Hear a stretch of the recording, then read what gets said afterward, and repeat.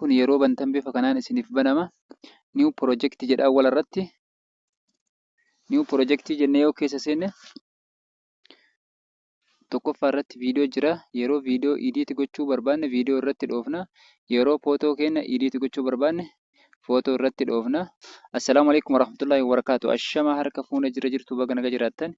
Bakkuma jirtanitti nageenya rabbii kadhuma hin qabne isinirratti haa jiraatu isiniin jecha. Namoonni yeroo awwalaatiif gara chaayinaalii kanaa dhuftan sabiskiraayibii naaf godhaa.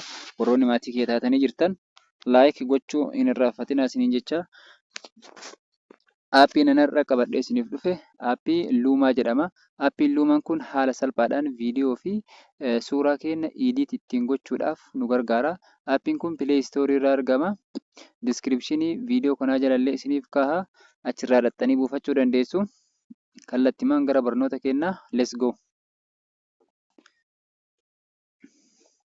Aappii kana yeroo bantanii jettan siitingiilee hedduu qabaas jalatti siitingii kana tokko tokkoo isaatiin isin agarsiisa. Bakka kanarratti BG kanarratti baakgiraawundii fi riishoo nuuf baasa. Riishoo gabatee kana bifa kanaan gad xiqqeessuudhaaf taambineelii yuutuubii bifa kanaan nuuf baasa. Yuutuubii irra kaa'annaa yoo yuutuubiif idiit gochuu barbaanne yoo ammoo tiktookiif barbaanne tiktookii irra kaa'annaa.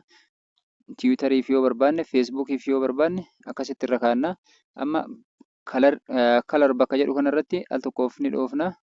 Yeroo irratti dhoofne haala kanaan filannoo hedduu nuuf baasa.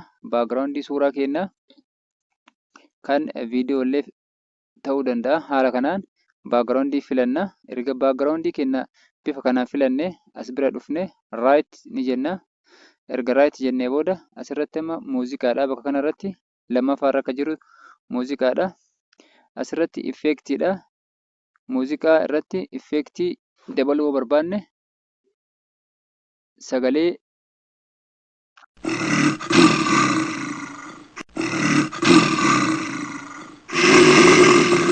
sagalee bineensota haala kanaan viidiyoo keenya irratti dabaluu dandeenya.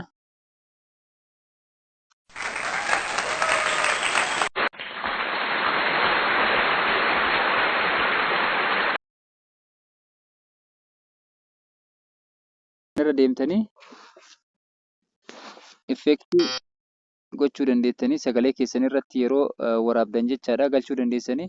As biratti riikoordiidha. Bakka kanarratti riikoordii waraabdanii. Inni sadaffaan ammoo tekistiidha. Tekstii barreessuudhaaf barnoota editingii. Amma tekstii bifa kanaan erga barreesse booda maal godha? Osoo raayitiin godhin A kana bira dhufa. Asirratti effeektii filadhaa. Asirratti ammoo kalarii filadhaa. Bakka kanarratti yoo dhahe kalarii naaf baasa waan ta'eef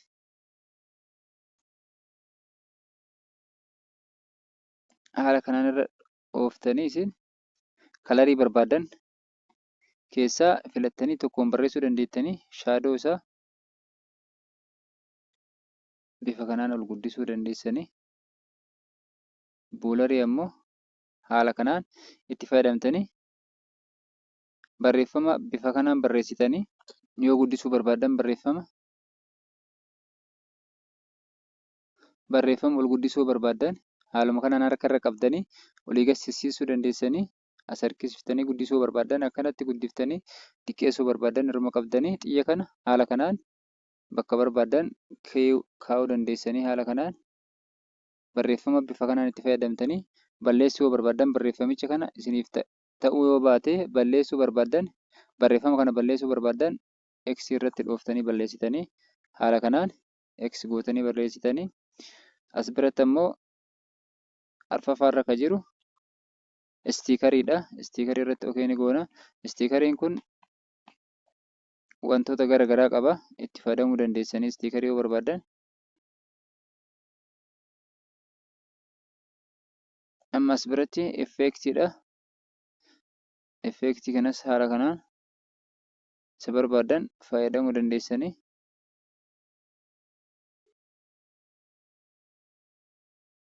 Bakka kanarratti fiiltarii arganna. Fiiltarii irratti yeroo dhoofne bifa kanaan suuraa keenya fiiltarii itti nu uffisuu danda'a. filannoo hedduu jira waan ta'eef as jala deemtanii bifa kanaan itti fayyadamuu dandeessanii fiiltarii yeroo barbaaddan suuraa fedhe irratti suuraa gurraacha fedhe irratti fiiltarii fayyadamtanii suuraa keessan bareechisuu dandeettanii bifa kanaan raayit jennee bira dabarra. As biratti ispiidiidha yeroo viidiyoo fi sagalee kenna waraabnu ispiidii yoo barbaanne asirratti tuqnee daballa. Asirratti ammoo riikoordii gizee waraabnu itti fayyadamna. Asirratti koroppiidha. Koroppiin riishoo yuutuubii itti fayyadamuudha. 16:9 haala kanaan itti fayyadamna. Sagalee keenya ol guddisuu yoo barbaanne asirratti fayyadamna. Nama rooteetiidha suuraa kana jijjiiruudhaaf. Akkaataa viidiyoo itti idiit goonu aappii kana keessatti qabadhee isiniif dhiyaadha waan ta'eef turtii gaarii naaf qabaadhaa.